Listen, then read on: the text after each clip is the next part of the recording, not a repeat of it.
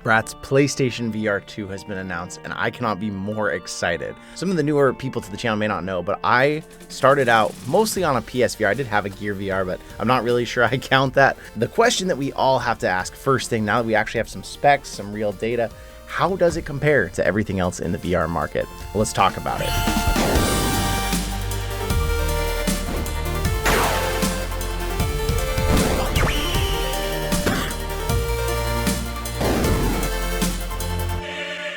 Now at this point, there are still a lot of unknowns about the PlayStation VR 2, including the price and the release date. But some of the things that Sony has confirmed now is it is going to have a display resolution per eye of 2000 by 2040 pixels.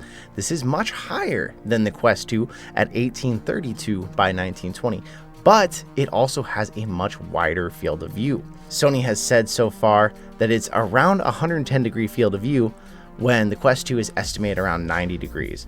So if we do some quick math here, if we take the PlayStation VR 2's 2000 by 2040, we times that by 2 for both eyes, and then divide that by 110 degrees field of view. Here we have the pixels per degree of field of view.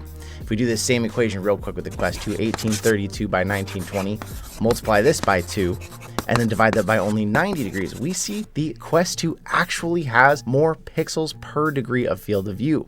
There are other factors that go into visuals and how good this could look, but that is something to take into account here, that if you're used to a Quest 2 and you go to a PlayStation VR 2, you might notice the Quest 2 did look crisper, but you're gaining a lot of field of view. The display type being announced in the PlayStation VR 2 is OLED. The display type of OLED has shown us the darkest darks, the truest blacks, and to me is the most immersive way to play VR still. The PlayStation VR will also have HDR capabilities, unlike the Quest 2. Now, a huge factor more than just screen resolution for graphics is how much power is running this. A PlayStation VR 2 is going to be run by a PS5 through a single cable, where a Quest 2, if you're running it standalone, it's not going to be able to power the kinds of graphics that a PlayStation 5 can.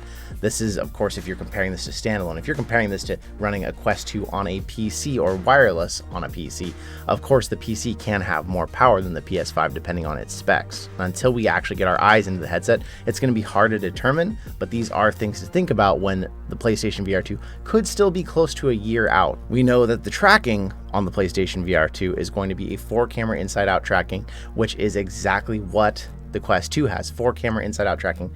What we don't know is how are those cameras going to be placed on the headset. You look at a Reverb G2 that has 4 cameras placed very differently than the Quest 2, and it has less good tracking. So we don't know if the tracking will be just as good, less good. We don't know that yet. There will be eye tracking on the PlayStation VR 2, and along with that and Foveated rendering, that also may help us get a much better experience graphically than what the Quest 2 is offering. There is going to be headset vibration built into the PlayStation VR 2 confirmed, and that is something that we have not seen in any other headset, although that is something I have experimented with personally by using headphones like the Sony PlayStation Elite Pulse headphones that have vibration packs built into the sides. I will tell you, that is some very real immersion, especially because on this, it's only based off sound. With the PlayStation VR 2, this will be built in directly by the developers to interact with the game. Now, it sounds like it may only be one motor. I'm hoping for dual motors, at least a front and a back one, because it would be great in a first-person shooter. If you get shot in the back, you feel the feeling in the back, and that prompts you to turn around and return fire quickly. That is a super exciting innovation that nothing else has in the VR realm. It's something to consider in the way of motion sickness. One thing we did find, strangely, with these headphones is when people had these on and the vibration was directly on their ears, people seem to get more sick more quickly. That could be because these are over-ear cans that were holding in heat. It could be because they're not open back, they couldn't hear the room around them. There's too many factors to know what exactly was causing that, but it is something to keep in mind. Hopefully those motors will be in the headset far enough away from your ear so that it won't be messing with your inner ear and not add to. In fact, maybe it can even help with motion sickness by making your body feel some sort of motion. The most revolutionary thing that I believe PlayStation VR 2 is bringing to the table at this point is going to be the haptics and the controllers. These are now called Sense controllers because these are really meant to simulate what your sense of touch is feeling in your hands. It's going to have the adaptive triggers from the DualSense controller. It's going to have those same haptics in it where you feel actual movement instead of just vibration. That is the most exciting and revolutionary thing. That is the reason I will be buying a PlayStation VR 2. If I can get one, knowing the supply constraints, if I can get one day one, I will have it. Now, we still don't know a release date. I am hoping for early this holiday season or even this fall for the PlayStation VR 2 because I am concerned. I love my PlayStation VR, but it does seem like if it comes out this fall and other headsets have come out that are completely wireless by then, the Quest 2 is already wireless.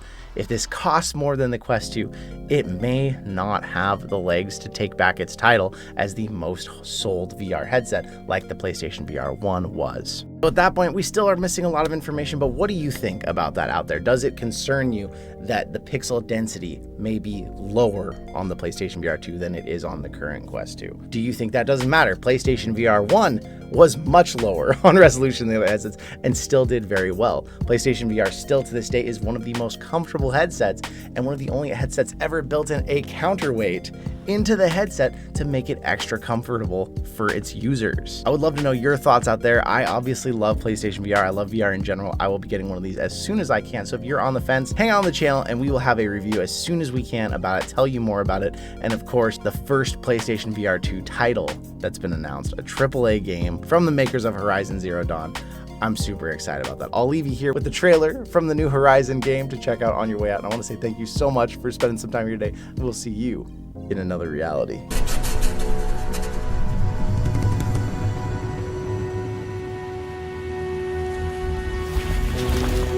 There. What's that tonic doing? It's heading towards Dawn's grasp. It's headed towards us!